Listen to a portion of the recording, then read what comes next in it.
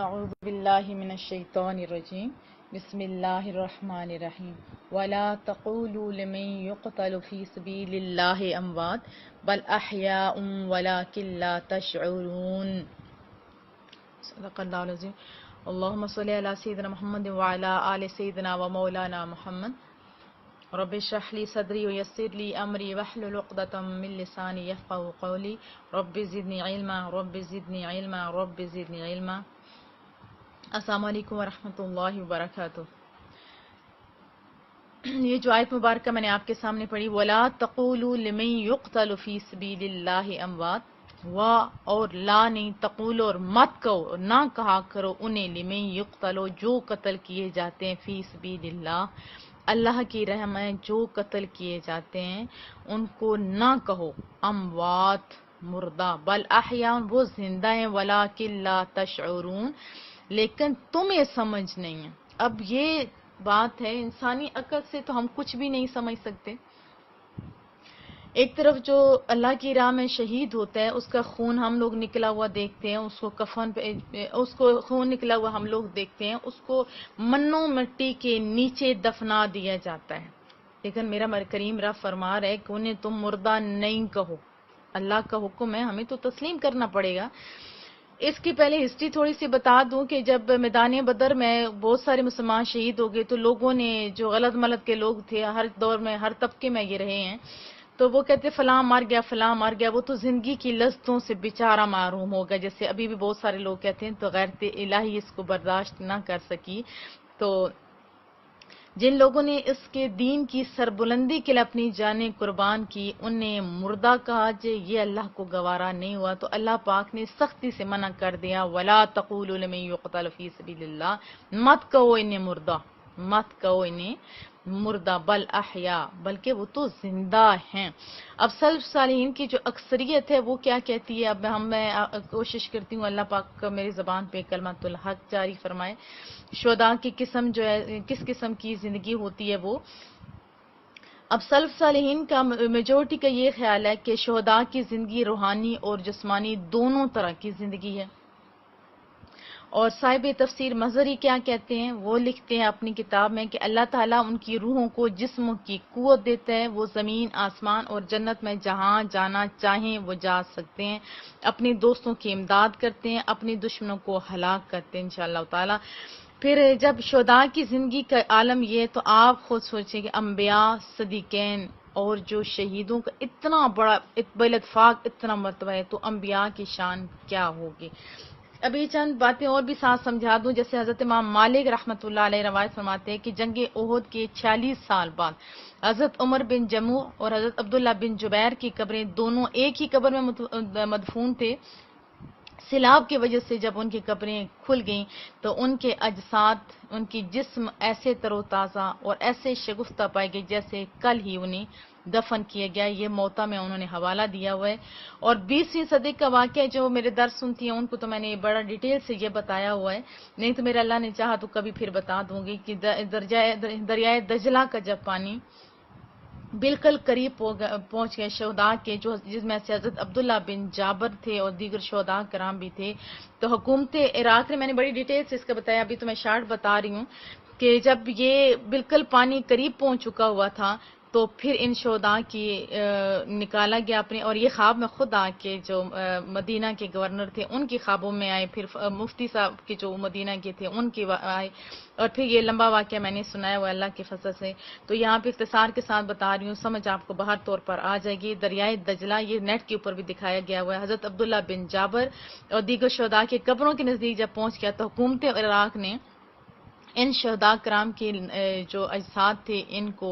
نکال کے حضرت سلمان فارسی کے مزار پر انوار کے قریب میں منتقل کرنا چاہا. ان کی قبریں کھودیں تو 13 صدیاں گزرنے کے باوجود بھی ان صحابہ کرام اجمعین کے جسم سلامت پائے گئے تھے. اور یہ ایسا زندہ معجزہ ہے میرے اللہ کے اس کلام کا کہ جو اس آیت کی صداقت کو لوگوں نے اپنی آنکھوں سے مشاہدہ کیا۔ ابھی تو لوگ پتہ نہیں بد نصیب کیا ہو گئے، وہ تو ان چیزوں کو بھی مذاق میں لے رہے ہیں۔ اللہ کی آیات کے مذاق جو کرتا ہوتا ہے ان سے تو ہمیں بائیکاٹ کرنا چاہیے۔ ایون کہ جو پتہ نہیں کئی تو اشعار لکھے ہوئے ہوتے ہیں،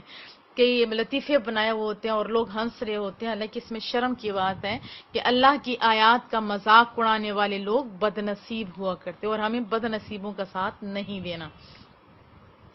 جو لوگ اللہ کی راہ میں شہید ہو جائیں انہیں مردہ مت کہو۔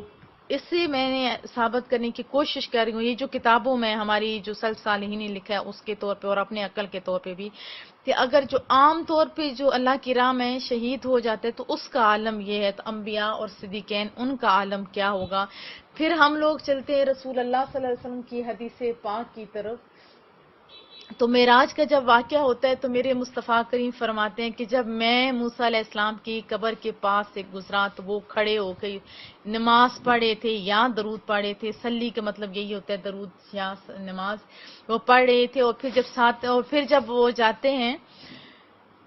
نماز مسجد اقصی میں کراتے ہیں تو وہاں پہ حضرت موسیٰ پہنچے ہوتے ہیں اور تمام انبیاء کی جماعت کرا رہے ہوتے ہیں۔ پھر جب 7ویں آسمان پہ پہنچتے ہیں حضرت موسیٰ وہاں پہ موجود ہوتے ہیں۔ تو یہاں پہ مطلب کیا ہے کہ لوگوں تم اللہ کی شان کو نہیں سمجھ سکتے، وہ زندگیاں ان کی کیسی ہیں، کس طرح ہیں،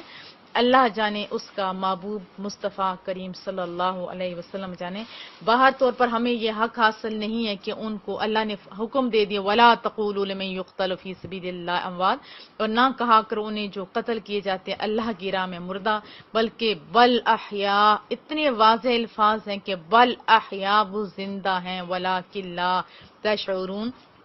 لیکن تم نہیں سمجھتے۔ اب قرآن کریم میں جب آگے میں آپ کو پڑھوں گی تو زیادہ وضاحت سے بتا بھی دوں گی اس کے بارے میں بھی، اور بلکہ ایک جگہ پہ تو زندوں کو مردہ کہا گیا، جو اللہ اور اس کے رسول کی بات صحیح طریقے سے نہیں سمجھتے ان کو مردہ کہا گیا ہوا ہے۔ اور اللہ کی راہ میں جان دینے والوں کو اللہ نے اتنا بڑا اعزاز دے دیا کہ فرمایا کہ انہیں مردہ مت کہو۔ پھر اس کے ساتھ جیسے ابھی محرم آیا ہے تو اس میں کچھ لوگوں کا قصور نہیں، ظاہر ہے ان کو جو قصے سنائے جاتے ہیں انہوں نے تو وہی باتیں قبول کرنی ہیں۔ کل میں نے حضرت امیر معاویہ کا بتایا تھا کہ حضرت امیر معاویہ کے بارے میں ایک اور میں آپ حدیث پاک بتا دوں کہ لوگ حضرت امیر معاویہ کو جو غلط ملت کہتے ہیں، اس میں ان بیچاروں کا قصور نہیں، لوگوں کے علم کی کمی کے باعث یہ سب کچھ ہے۔ حضرت امیر معاویہ کے بارے میں بتاتی ہوں اور دوسرے صحابہ کرام اجمعین کے بارے میں بھی بتانے کی کوشش کرتی ہوں، باقی میرے لیے میرا اللہ آسانیاں پیدا فرمائے۔ حضرت ابو ادریس رضی اللہ تعالیٰ عنہ سے روایت ہے، یہ ترمذی شریف کی حدیث ہے کہ رسول اللہ صلی اللہ علیہ وسلم نے فرمایا،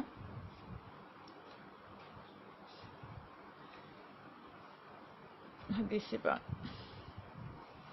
رسول اللہ صلی اللہ علیہ وسلم نے فرمایا کہ حضرت امیر معاویہ کے بارے، پہلے تو میں آپ کو تھوڑا سا پیچھے ایک دو حدیث ہیں وہ بھی میں بتا دوں۔ ایک حدیث تو یہ ہے کہ حضرت عبد الرحمن بن عمیرہ، یہ صحابی تھے، رسول اللہ صلی اللہ علیہ وسلم سے روایت کرتے ہیں کہ رسول اللہ صلی اللہ علیہ وسلم نے فرمایا، حضرت معاویہ کے بارے میں یہ دعا مانگی کہ یا اللہ،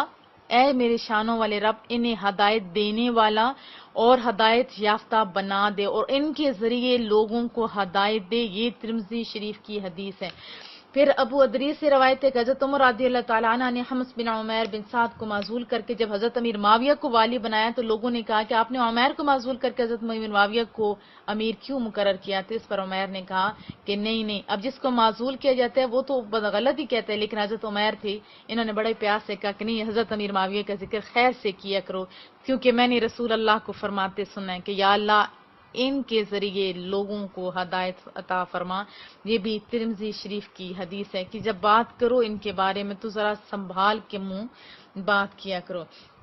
اس طرح چاروں صحابہ کے بارے میں نے آپ کو کل بتایا تھا کہ چاروں صحابہ کیا، تمام صحابہ کے بارے میں رسول اللہ صلی اللہ علیہ وسلم نے فرمایا میرے تمام صحابہ ستاروں کے مانند ہے، جس نے کسی ایک کی بھی پیروی کی وہ فلاح پائی۔ یعنی اتنی ہدایت یافتہ، یعنی کہ ایک کو پکڑ لو باقیوں کو گالیاں دینا شروع کر دو، نہیں، ایسا نہیں ہے، بلکہ یعنی اتنے میری ہدایت یافتہ ہیں، جس کسی ایک کو بھی پکڑو گے تو تم فلاح پا جاؤ گے، یہ اس کے مطلب ہے۔ اور صحابہ کرام اجمعین کے بارے میں فرمایا کہ یہ بھی ترمذی شریف کی روایت ہے کہ حضرت ابن عمر رضی اللہ تعالیٰ عنہما سے روایت ہے کہ رسول اللہ صلی اللہ علیہ وسلم نے فرمایا، جب تم ان لوگوں کو دیکھو جو میرے صحابہ کرام اجمعین کو برا بھلا کہتے ہیں تو کیا کہو؟ پوری حدیث پاک بھی سنا دیتی ہوں کیونکہ جو رسول اللہ کے الفاظ وہ میری بات تو نہیں ہو سکتی. قال رسول اللہ صلی اللہ علیہ وسلم اذا رأیتم الذی یسبون اصحابی، جب تم میرے صحابہ کو برا بھلا کہتے سنو، فقولوا تو تم کو لعنت اللہ علی شرکم، کہ اللہ تعالیٰ تمہاری شرارت پر لعنت ہو، یعنی تمہاری شرارت پر اللہ تعالیٰ کی لعنت ہو. میں اپنی طرف سے کوشش کر رہی ہوں، باقی تو میرا اللہ ہے اصلاح کرنے والا، ہدایت دینے والا. اب اما عائشہ کی جب باری آتی ہے، ان کو بھی کچھ لوگ تھوڑا بہت غلط کہتے ہیں، تو اما عائشہ، اچھا ابھی بابا کے پاس میں ابھی دیتی ہوں. اما عائشہ کے بارے میں رسول اللہ صلی اللہ علیہ وسلم نے فرمایا میری عائشہ مجھے بڑی پیاری، اس کے ذریعے مجھے دکھ نہیں دو. ایون کہ اما فاطمہ نے بھی ایک بات کی، تو اس ٹائم بھی یہ بھی حدیث پاک ہے کہ وہ بھی سب نے سنی ہوئی ہوگی. رسول اللہ نے فرمایا مجھے میری عائشہ بڑی پیاری ہے، میری عائشہ کے بارے میں مجھے دکھ نہیں دو. یعنی عائشہ، انہیں پتا تھا، رسول اللہ صلی اللہ علیہ وسلم کو پتا تھا کہ میری امت کے لوگ کچھ ایسے بیچارے ہو جائیں گے. میں تو بیچارے ہی کہہ سکتی ہوں، جب علم نہیں ہوگا، جب غلط ان کو پڑھایا جائے گا. میں کیوں سب کو کہتی ہوں ہر ٹائم دعا مانگتے رہا کرو کہ میرے کریم ربا ہمیں ہدایت دے اور ہدایت والوں کا ساتھ عطا فرما. رسول اللہ صلی اللہ علیہ وسلم کے یہ حدیث بھی آپ کو سنا دوں. مصطفیٰ کریم نے فرمایا کہ ایک وقت آئے گا، لوگ صبح ایمان والے ہوں گے اور شام کو ایمان سے خالی ہو جائیں گے، اور شام کو ایمان والے ہوں گے تو صبح کو خالی ہو جائیں گے. اس ٹائم کے آنے سے بیشتر میں ہر ایک سے کہتی ہوں میری بہنوں،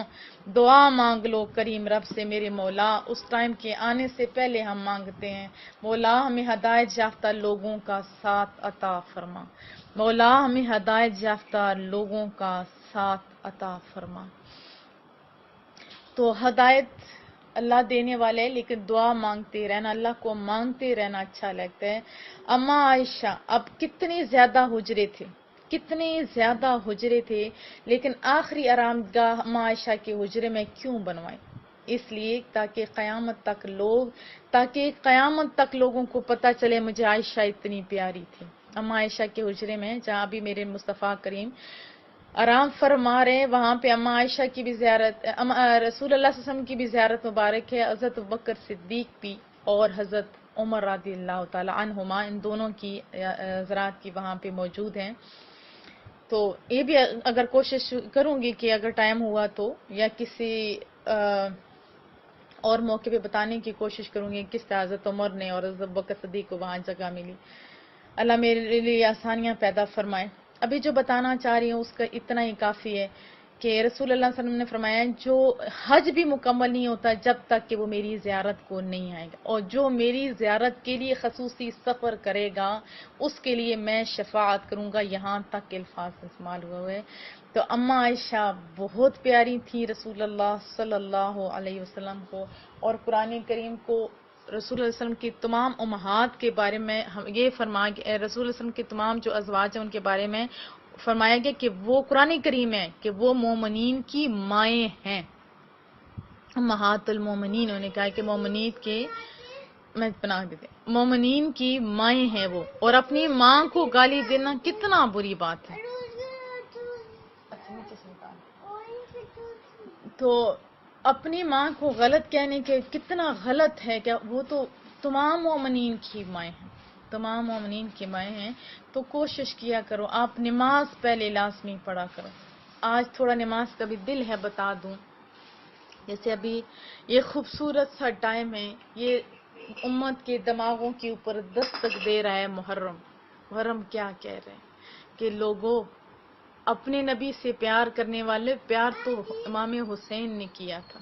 اپنی جان تو کجا نسل تک کٹا کے رکھ دی تھی، لیکن اپنے رسول اللہ سے سچا پیار، اپنے رسول اللہ کے دین سے سچا پیار، اپنے رب ذوالجلال سے سچا پیار کر کے دکھا دیا ہے. زبان سے کہنے سے کیا ہوتا ہے، عمل کر کے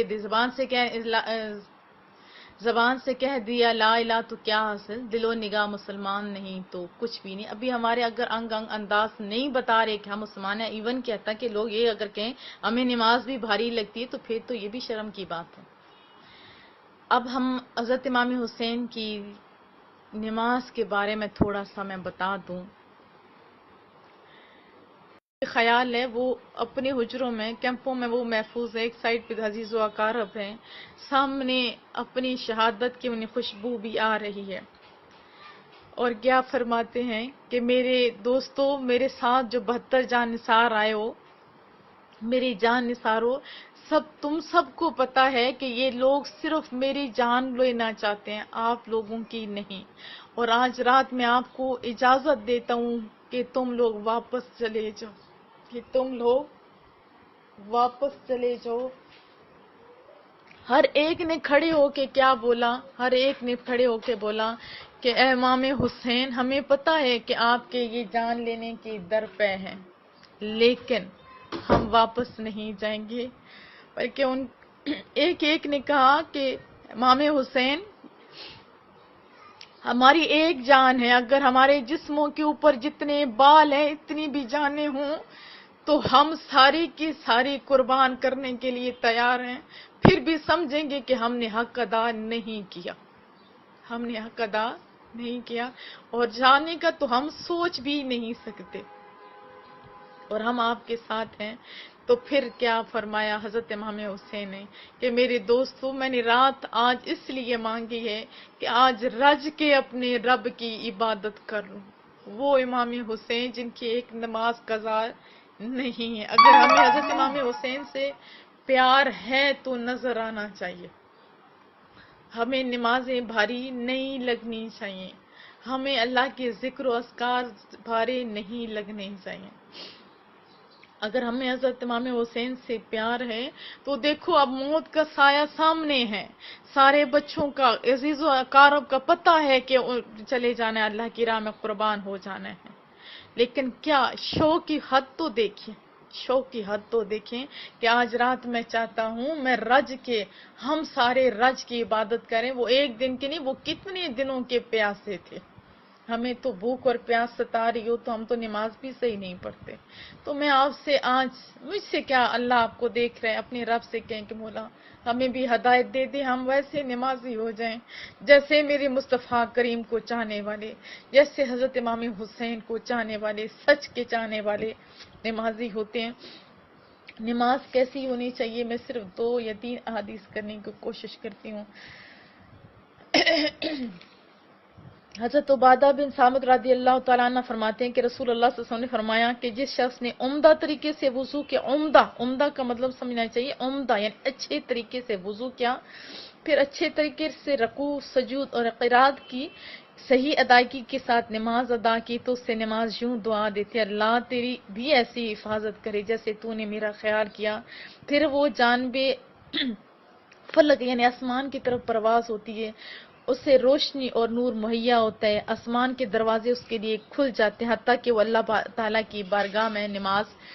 سفارشی کے طور پہ پہنچ جاتی ہے، اور جب رکوع، سجود اور قرات وغیرہ کو ضائع کر دیا جاتا ہے، یعنی اچھے طریقے سے ادا نہیں کیا جاتا، تو نماز پکار کر کہتی ہے کہ اللہ تجھے برباد کرے جیسے تو نے مجھے اجاڑا۔ اوپر جاتی ہے، تاریکی ہوتی ہے، آسمان کے دروازے بند ہو جاتے ہیں، پھر اس سے پوسیدہ کپڑوں کی مانند لپیٹا جاتا ہے اور نمازی کے منہ پہ مارا جاتا ہے۔ یہ مجمع زوائد میں آیا ہوا ہے۔ یعنی ہم لوگوں کو کوشش کرنی چاہیے کہ اچھے طریقے سے نماز پڑھیں، کہ مزہ آ جائے کہ ہم رب سے ملاقات کر رہے ہیں۔ دوسرے حضرت ابو ہریرہ سے روایت ہے کہ صحیح بخاری کی حدیث پاک ہے کہ رسول اللہ صلی اللہ علیہ وسلم نے فرمایا کہ منافقوں پر سب سے بھاری نمازیں عشاء اور صبح کی، اگر انہیں ان کے اجر کا پتہ چل جائے تو سرین کے بل گھسیٹتے ہوئے بھی آ جائیں۔ یہ صحیح بخاری میں ہے، سنن نسائی میں، یہ بہت ساری میں، بہرحال مسند احمد وغیرہ میں، تو آپ کو سمجھ آ گئی ہوگی کہ میں کیا کہنا چاہتی ہوں، میرے مصطفیٰ کریم کیا کہنا چاہ رہے ہیں، کہ منافقوں پہ عشاء کی اور صبح کی نماز سپیشلی بھاری ہے۔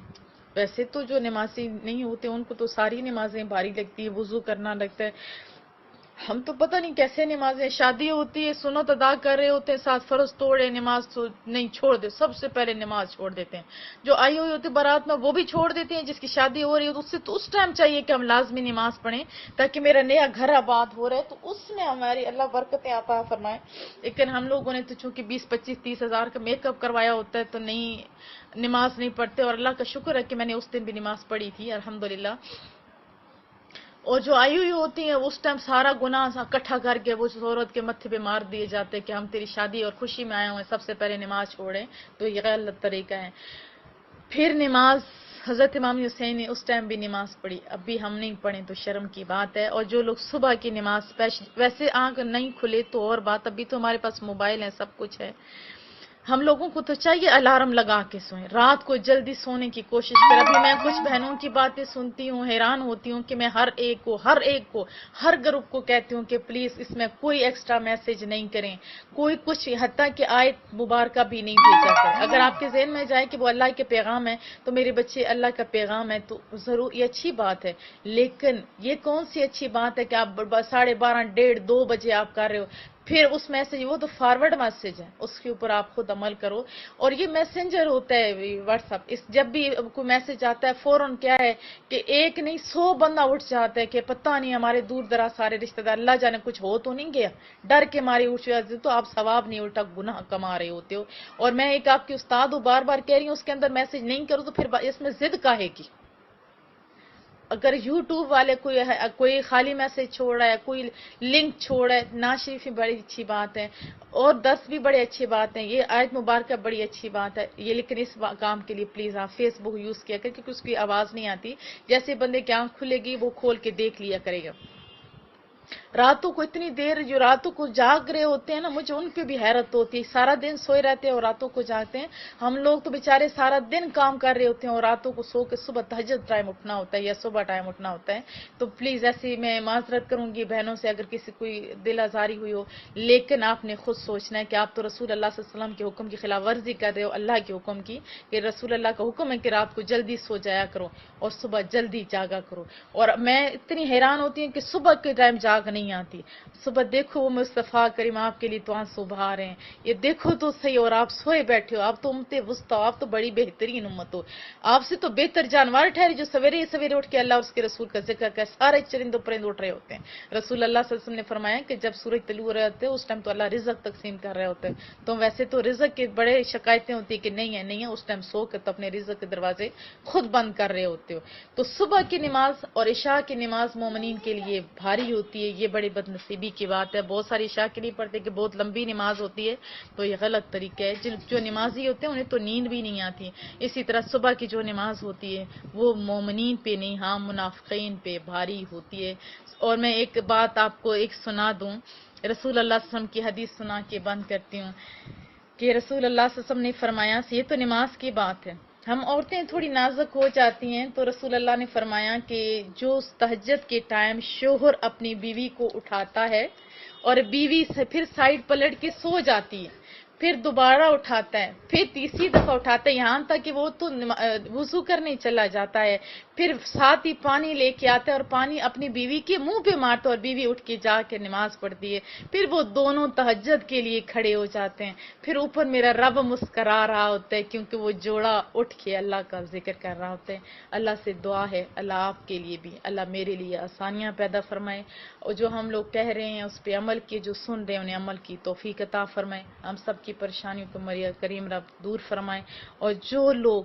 جس بھی پریشانی میں مولا ان کی پریشانیوں کو دور فرما۔ وصلی اللہ تعالی علی محمد،